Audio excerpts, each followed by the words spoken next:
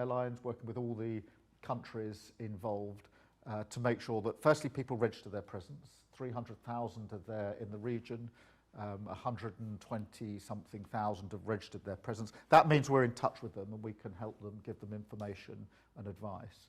And where they want to come home, make sure that with commercial airlines and charter airlines, we're providing the means for them to get back. Not always easy because the airspace is closed in some places for some of the time, depending on the threat levels. But we got 35,000 back so far, and we're working, as you'd expect, around the clock in relation to those operations. The third area I just wanted to address, because I think as we go into this sort of what feels like the second week of this conflict, a lot of people are going to begin to think, well, that's happening out in Iran and in the Gulf states, but I can sense it's going to affect me back here in the United Kingdom, particularly the economy. We've done a lot of work recently on the cost of living, which we know is the number one issue for so many people across the country, and an anxiety about that. On the reassurance front, I think it is important just to remind ourselves that last time a conflict began to develop, which was 2022, in relation to Ukraine, the economy wasn't in a stable place, and inflation was 5% and rising. We've done a lot of work in the last 18 months to put some resilience in and make sure that we've got some headroom, which is basically some insurance within the economy, but also inflation is 3% and going down. So in that sense, there's more resilience. But the job of government is obviously to get ahead, to look around the corner, to work with others. And the Chancellor speaks to the Governor of the Bank of England on a daily basis.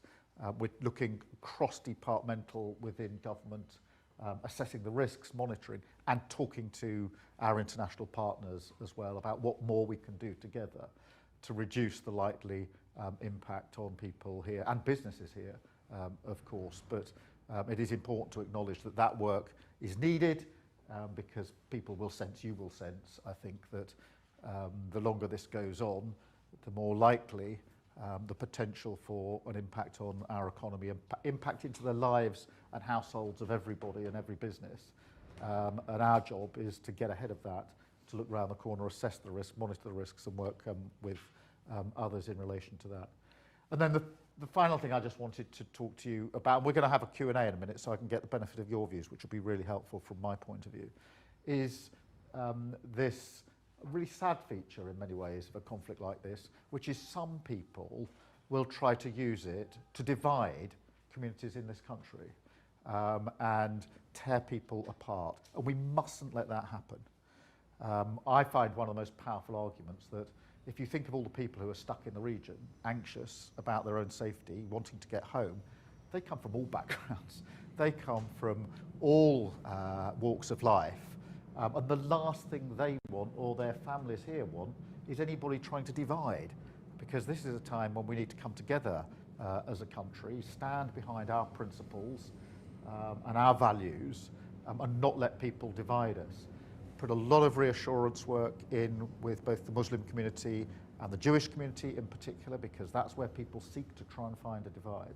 But we're also setting out our social cohesion plan today, which is a broader piece of work about how we bring people together as a country, make sure that we build on what we all care about, which is very much pride in our communities, pride in who we are as a country, pride, of course, in the places that we all come from. Everybody's got a pride about where they come from. And that real sense of making sure that we do integrate and we're one country standing together, particularly at a time like this, and that we bear down on extremism and division, because it's very important all the time to do that. It's particularly important at the moment. And so that's what we're doing as we turn into this week. So I think what you'll see is the focus going more to what impact might this have back in the United Kingdom. This will be happening across all countries, really, and really to reassure you about the work the government is doing to get ahead of that and to monitor the risk, assess the risk, and work with others across our own government, but actually with other countries.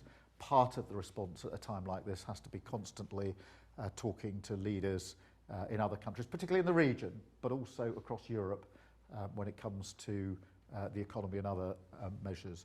So that's all I'll say for now. I think I've got some questions from you, so this is your chance. Anybody got any questions that they want to ask? I think we'll do the old-fashioned way of putting a hand up, if that's all right. Yes, I'll try and do a question behind me whilst facing this way.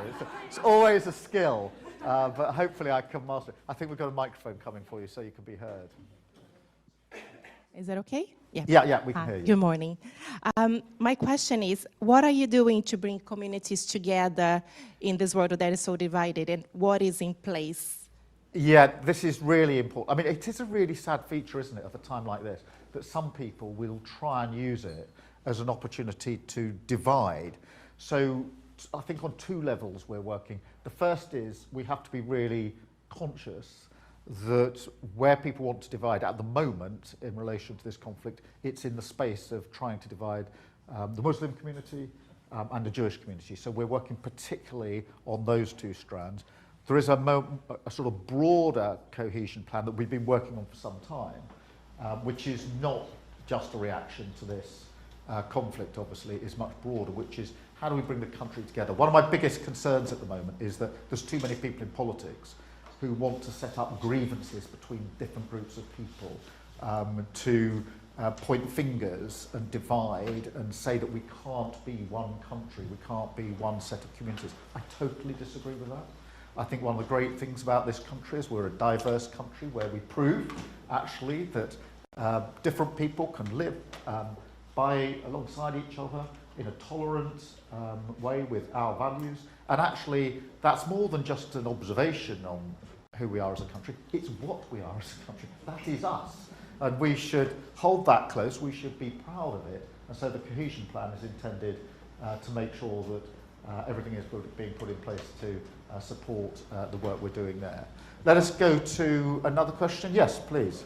So we plan to have a ban on social media for under 16-year-olds. Obviously, a lot of young people use social media and view it as an asset. How do you plan to actually consult young people more into policy making if this is a huge disagreement between you and young people? Well, look, thank you for raising that. I see you've got My Life, My Say on, which is a great organisation that we've worked with for a long time. We're consulting on it, so no decisions have been made yet, and I want the voice of young people in that consultation. I'm very, very interested to hear. How do you see that practically being happened, though? Well, the consultation is just starting its course, so there are lots of ways you can get involved in that. I'll make sure my team give you all the details, but also we need to set up discussion points. Maybe with My Life, My Say might be one way of doing it, shouldn't be the only way of doing it. So we'll make sure that young people have their say. They must have their say in this because there are different views here, and that's the whole point of the consultation. So thank you for raising that. Let me go across to this side of the room. What are we doing about the housing crisis? What is being done about the housing crisis? There are 400,000 people homeless here in England alone. So. Yeah, well, there are two separate strands here. One is homelessness, where we've put in a huge amount of investment to deal with homelessness, to get people into shelter, but also more than just into shelter, because for many people who've got homelessness issues, it's about the support that needs to go in as well in terms of maybe health issues, work issues, etc. So there's the roof over the head element to it. That is vital, but on its own it's not enough. Then secondly, we need to take the pressure points off in relation to people being made homeless in the first place. One of the pressure points is no-fault evictions for renters, and so we're getting rid of that. This is where, until recently, people could be thrown out of their rented accommodation through no fault of their own, and then that puts a pressure on them and on local authorities, making sure that all the work we're doing on the cost of living is making sure people have more money in their pockets so they don't necessarily get into the difficulties in the first place. And so there's the preventative bit, but there's also, what do we do to support those who are homeless? There's a bigger picture here as well, which is we need to build more houses to make sure that everybody has a safe, secure place to grow up. Whether that's somewhere they're able to buy and own of their own, or whether it's the rented sector. We passed the Renters' Rights Act, which is the biggest piece of legislation for renters, giving them rights in a generation. million people are in rented accommodation. We should never forget that. And they need better rights. So there's a lot of stuff we're doing in that space. I'm going to take one last question, and I'm going to go to the media, and then I'm going to come round to your tables so we can continue the discussion. Madam, if I may. I work with young people who are at risk here. Do you mind if I... Do you need me to? Yes. It's just otherwise we could... Anxiety. I work with young people who are at risk here. The thresholds are really high for them to be helped, both of violence against them or children with special needs. Can you do something to get them the help at the right time so that they can go on to have better outcomes than they do? It's vital that we do. All of the evidence is absolutely clear that you need to intervene early, because if you miss those opportunities, it could take a lifetime before you can turn it around. So putting more resource in. We've got a youth strategy which was put together with young people. I'm really pleased. We didn't do a youth strategy with politicians in Whitehall deciding what the youth strategy should be. We actually got young people in as a steering group and advice group to do it. And they said they need more resource, they need more support in the activities that they want to do, need more mental health provision in schools and support. We're looking at the SEND, the special educational needs in schools, to see how we can improve there. But across the board, we have to do more of that. I'll come back to you and have a discussion about it. Can I just go? I think we've got two questions from the media. Catherine, I think you first, and then we've got David here as well. Catherine. Thank you, Prime Minister. President Trump has said, among other things, that he's disappointed in you, that you're no Churchill, and that gas and oil prices going through the roof is, quote, a small price to pay. It will feel to many people like the special relationship is in tatters. Were you able to begin to mend it in your phone call yesterday? And also, can you just reassure people that the government will have their backs on energy? Thank you. Thank you, Catherine. Let me address a number of points there. The first is, it's really important to emphasise that the US and the UK are working together every single day, as they always have. Obviously, in relation to Iran, the US are now using UK air bases under the agreement that we've reached. But more generally than that, intelligence is being shared every day.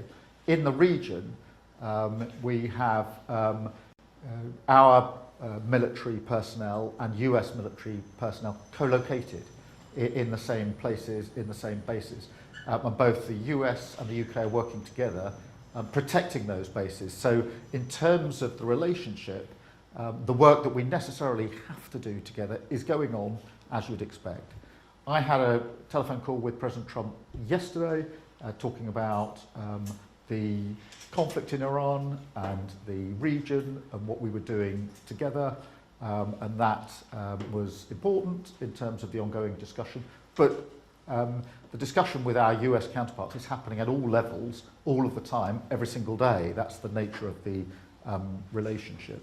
What I would say is this, is that decisions about what's in Britain's best interests are decisions for the Prime Minister of Britain.